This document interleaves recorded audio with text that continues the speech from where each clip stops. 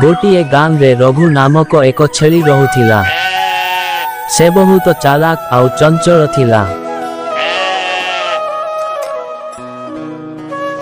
से सबु बेले ता सांग मानंक सह वन भीतर को चरिबा को जाउथिला। आउ संध्या हेले फेरी आसुथिला। दिनकर कथा दिने रघु ता सांग मानंक सह घास चरिबा को बाहरी पड़िला। अरे सांग माने मो कथा टिके सुन। मु सुनिथिली आमे जो जंगल को घास खाइबा को जाउथिले। से जंगल रे एबे गुटे बाघ आसीची आउ से समस्त को मारी खाई जाउची। हेले आजिठु आमे सेई जंगल को आउ जीबानी। अरे राजू तू केडे बकाटा किरे से बाघ को डरी कोन आमे सब दिन रहिबा। आम बुद्धि बल रे आमको भी किछि करिबा को पड़िबो। माने तो कोन कहूछु रघु भाई आमे से बाघ सहित लड़ाई करिबा। अरे नाई नाई बाघ सहित काहे की लड़ाई करिबा। आमे कोन बाघ को मारी पारिबा। मु कोन कहूथिले कि बाघ तो जंगल बाहर को आसुनी ना। आमे जंगल बाहरे बाहरे घास चरी पलाई आसीबा। आमे जंगल भीतर को न जाई जंगल पाख पाख रे चरी पलाई आसीबा। बाघ को बाट पाइबनी बाघ को आमे पाइबानी। आउ आमको भल भल घास खाइबा को मिली जीवो। हम हौ चालो चालो। तापरे सेमाने मिली मिसी जंगल को घास खाइबा को बाहरी गले। रघु एमिति घास चरी चरी केते बेले ता सांग मानंक ठारु दूरेई गला से जानी पारिला नाही। एमिति चरु चरु केते बेले जंगल को आसिला भारी से जानी पारिला नाही। किछि समय परे से मुंड ऊपर को करी चाहिला बेलकू से जंगल मझिरे अछि। अरे मु ये कोन कली चरु चरु केते बेले जंगल मझी को चली आसिली। मु जानी पारिली नाही। मु एबे कोन करिबी जदी एबे बाघ आसी जेबो ताहाले मते तार भोजन करि देबो। नाही नाही मु जल्दी मो सांग मानक पाख को पळे जीवाटा भल हेबो।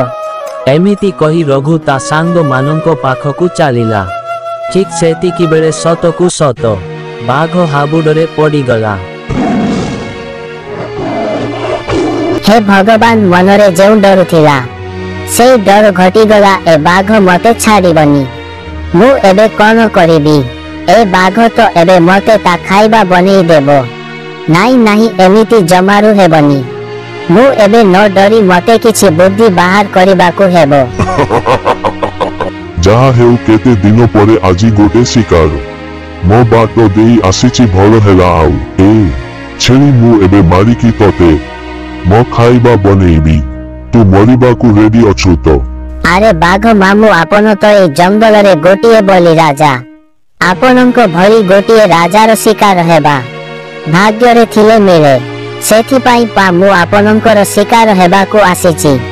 बाघ छेली मोहनरु तारो प्रशंसा सुनी ता छाती गर्वरे चौड़ा हेई गला। आउ से छेली को कोन कहिबो किछि जानी पारिला नाही। हौ हौ धन्यवाद धन्यवाद। मो भल पाइबा और आशीर्वाद समस्तंकर उपरे थाउ। तू जेमिति मो पाखकु शिकार हेबाकु आसीचु सेमिति सबु पशु पक्षी माने मो शिकार हेबाकु आसंतु। आउ मते शिकार खुजिबाकु पड़िबनी। हौ हौ मते तो एबे भारी भूख भी लागिलानी। तोते एबे मारी की खाइबी। आउ बाघ मामू कोन कहूथिले कि मते मारी खाइब जे हेले मोर गोटिए शर्त अछि। मु मरिबा पूर्वरु से शर्तटी पूर्ण हेबो बोली मु चाहुछि। आंकी शर्त तोर किरे कह कह मु तोते खाइबा पाई सबु शर्त पूर्ण करिबी। बाघ मामू शर्तटा हेला कथा कोन कि मु तो एबे दुबुला पतला अछि। देहरे खंडे मांस भी नाही। तमे खाइले तम पेट रे गोटे कोन को भी हेबनी। हम सेटा तो सत कथा हेले कोन करिबा ता छडा तो आउ किछि उपाय भी नाही। नाही मामू गोटाए उपाय अछि। मु कोन कहूथिले कि एई जंगल रे तो बहुत घास अछि। तुमे एठी विश्राम करूथाओ। मुन पे टपुरे की सबु घास खाई सारे मु सबु घास खाई सारिले मो देहरे बहुत मांस और रक्त हेबो तापरे तमे मते पेट पुरेकी खाइबो आउ। अच्छा एमिति कथा हौ ठीक अछि मु एठी अपेक्षारे बसिछि तू पेट पुरेकी घास चोर तापरे तोते खाइबी आउ। बाघर कथा शुणी छेड़ीटी घास चरिला। एमिति से दिन खराबेल जाई संध्या हेबाकू आसुथाए किंतु रघु सेमिति घास चरुथाए। बाघ मामू रघु को कहिले न सरे सेभुकरे निजको अटकाई पारु नथिला।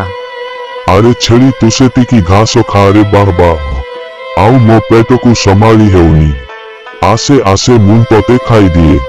अरे जदि तोते एबे मु न खाइबी ताहेले मु मरी जीबी रे। बाघर एमिति कथा शुणी रघु छेड़ी भाबिला एबे जदि किछि बुद्धि न खटाए ताहाले बाघ ताकू सेई खणी मारिकी खाई जीवो।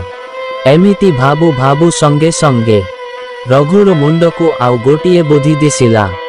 से बाघ पाखकू जाई कहिला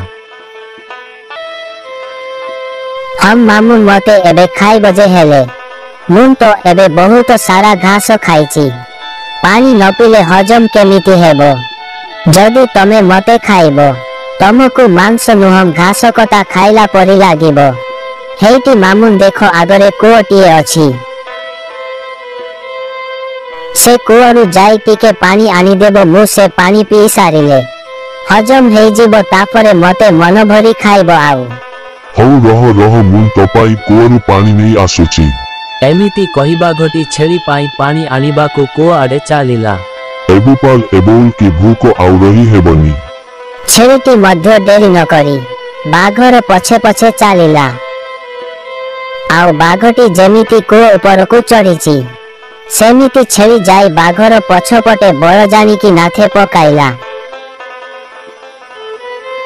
बाघ मते बंचाओ कही पानी भितरे बुड़ी गला।